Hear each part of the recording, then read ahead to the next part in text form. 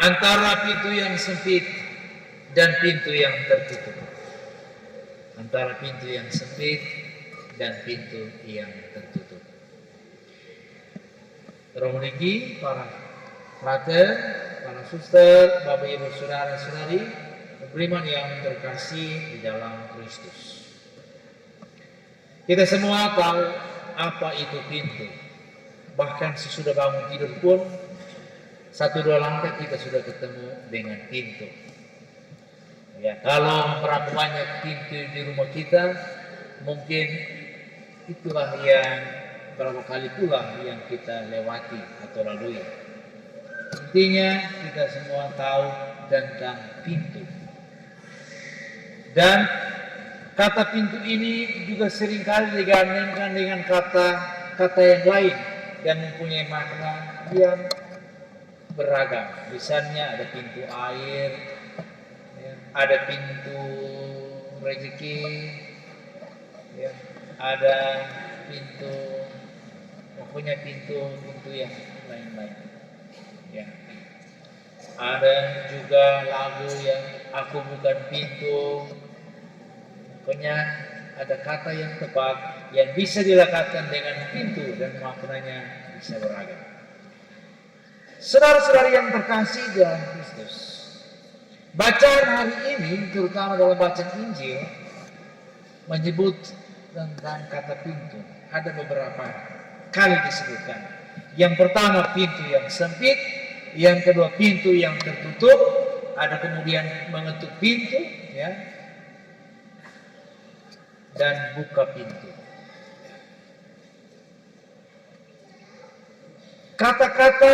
Kata pintu dan kemudian disertakan dengan pintu yang sempit, pintu yang tertutup, ketuk pintu, buka pintu itu adalah bagian dari jawaban Yesus atas satu pertanyaan. Tuhan, sedikit sajakah orang yang diselamatkan? Pertanyaan ini sederhana, tapi pertanyaan ini luar biasa. Mengapa saya katakan pertanyaan ini luar biasa? Karena dalam pertanyaan itu, yang penanya itu mau menginginkan berapa jumlah orang yang diselamatkan, siapa saja yang diselamatkan, ya. Ya. Berapa jumlah orang yang diselamatkan dan siapa saja yang diselamatkan. Saya membayangkan kalau andaikan waktu itu Yesus menjawab yang diselamatkan 12, maka sudah selesai. Kita yang lainnya yang ada di sini, untuk apa kita datang gereja? Untuk apa kita menyembah Tuhan? Untuk apa? Yang diselamatkan 12, selesai sudah. Nah, kalau andaikan waktu itu Yesus bilang yang diselamatkan adalah semua orang Yahudi, ya, kaum sebangsanya, maka kita yang bukan orang Yahudi, untuk apa kita datang gereja?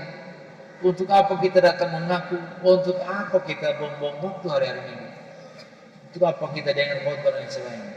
Tetapi, ya, Yesus tidak jawab seperti itu.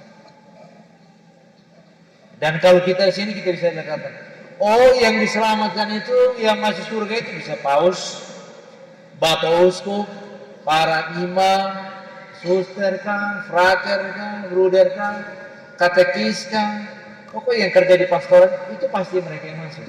Kalau mereka saja yang masuk, untuk apa kita sibuk-sibuk berdoa? Untuk apa kita sibuk-sibuk datang?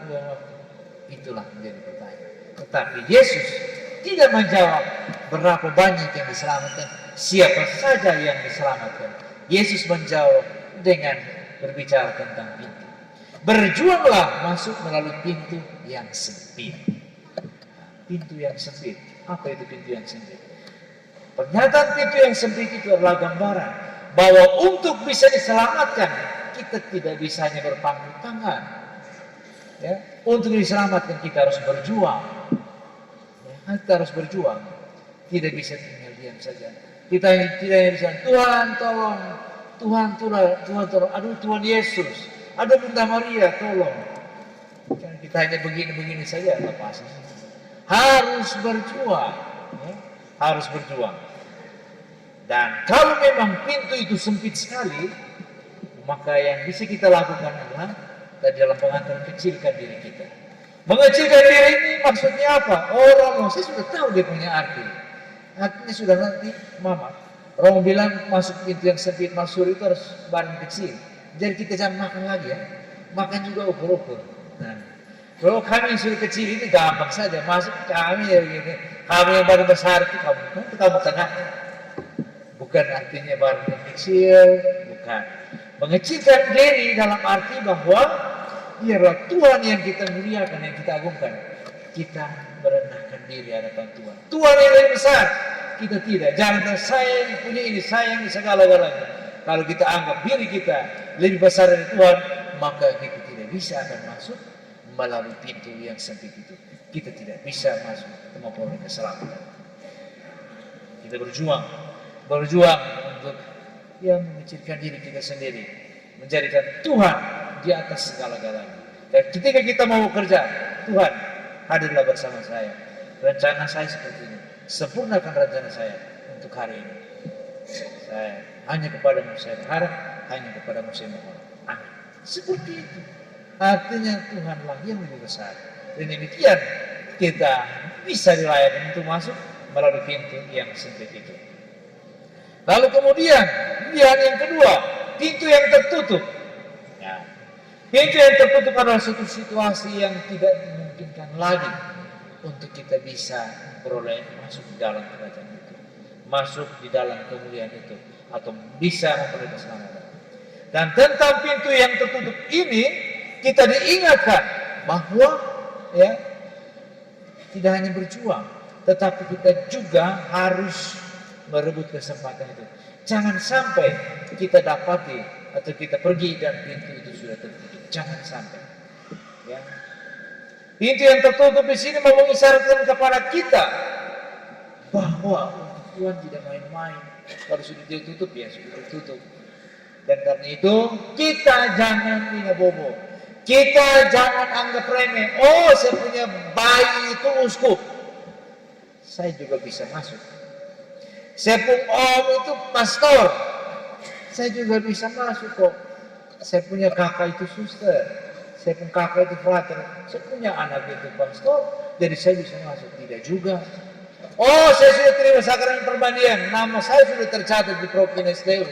Ya, di Provinsi Deu, di Keuskupan Atambua, di KWI dan juga di Roma. Jadi saya sudah tercatat oleh orang Katolik. Saya bisa masuk. Tidak juga. Ya, tidak juga.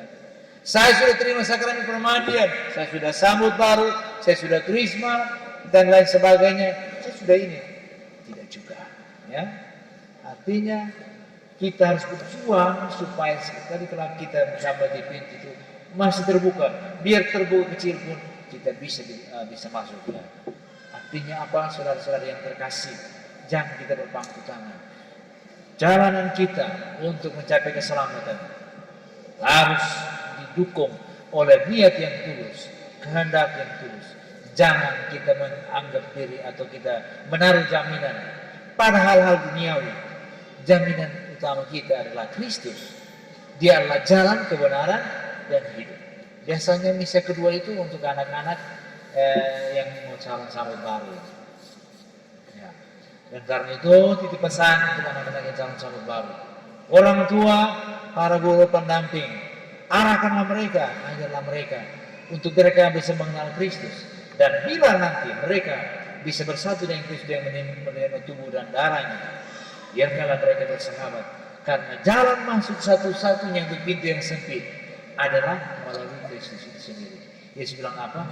Akulah jalan, kebenaran dan hidup. Barang siapa datang padaku tidak akan kubuang. Mari kita berjuang.